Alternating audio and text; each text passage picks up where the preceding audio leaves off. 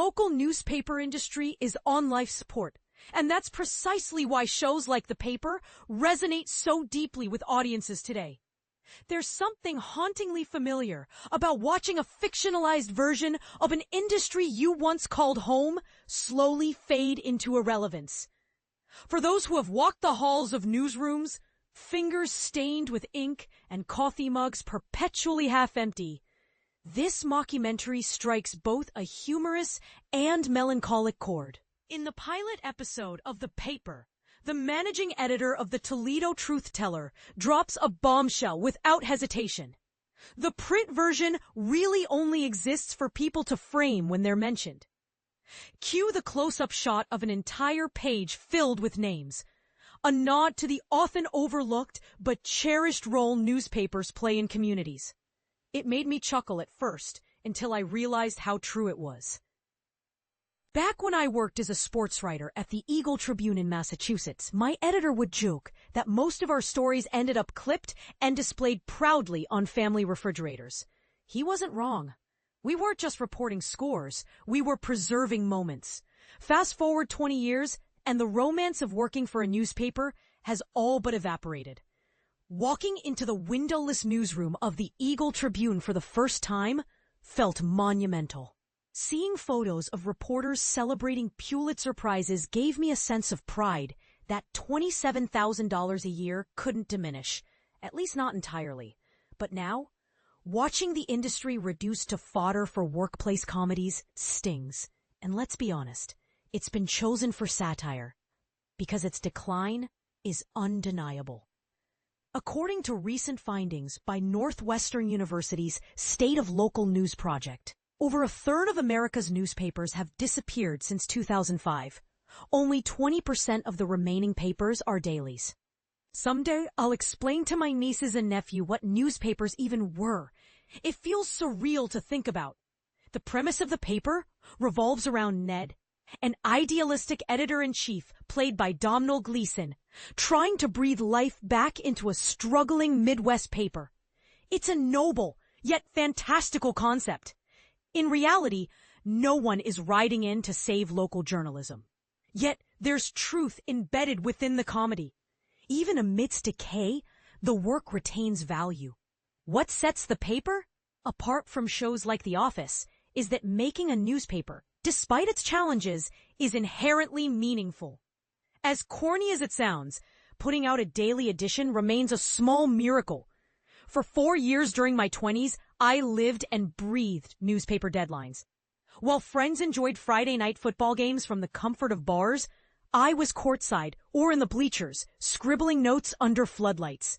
Afterward, I'd rush back to the office to type up game recaps between bites of soggy roast beef sandwiches. Trust me when I say use a recorder during interviews. My barely legible handwriting nearly cost me more than one story. Thankfully, athletes tend to keep things simple. The offensive line stepped up tonight. On particularly memorable nights, like when Manny Ramirez hit a walk-off homer against the Angels in October 2007, the energy in the room was electric enough to knock the ancient TV off the wall. As midnight approached, we'd proofread pages together, hunting for typos like treasure hunters searching for gold. Finding one felt like winning a scavenger hunt. Making deadline, that adrenaline rush was unmatched. And afterward, a trip to Wendy's for a spicy chicken sandwich at 1 a.m. was the ultimate reward.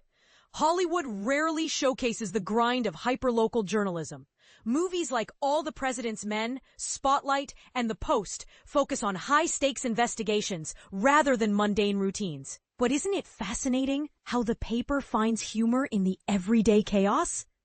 Take Mare, played by Chelsea Fry, whose computer freezes mid-layout, a situation painfully relatable to anyone who's ever worked in a newsroom. Fighting outdated tech, unreasonable demands, and low pay is par for the course. Bad days happen too. Early in my career, a reader berated me over the phone for a typo in a teaser headline I didn't write. Frustrated, I snapped, "We're not robots." Cue weeks of teasing from coworkers after my editor called me out. Embarrassing? Absolutely. But hey, it could have been worse. One colleague once faced public outrage for accidentally omitting the letter L in the word public. Another narrowly escaped termination after printing an embarrassing typo in a headline, all in the family. His boss found it too hilarious to fire him. Every newspaper, big or small, attracts quirky personalities. From eccentric reporters to power-hungry editors, these characters make the newsroom unforgettable. At the Eagle Tribune, we had a columnist tight with hockey legend Bobby Orr, complete with a mullet and Corvette obsession. Our publisher doubled as a ventriloquist. Yes, really.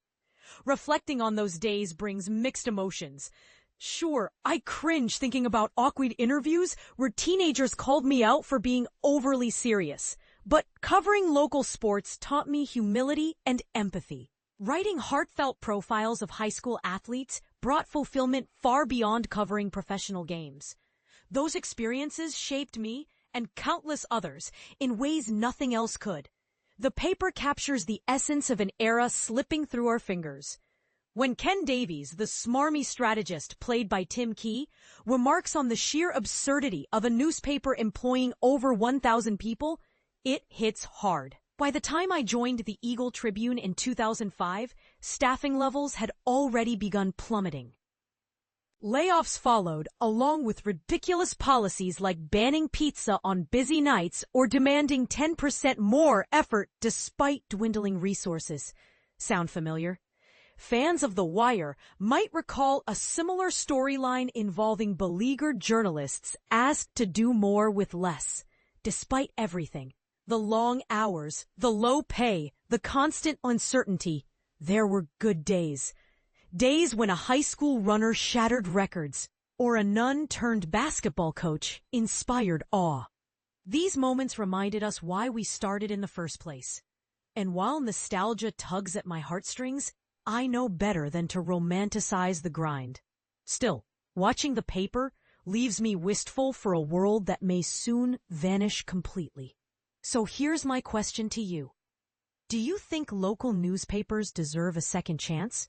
Or is their fate sealed? Share your thoughts below. Let's spark a conversation.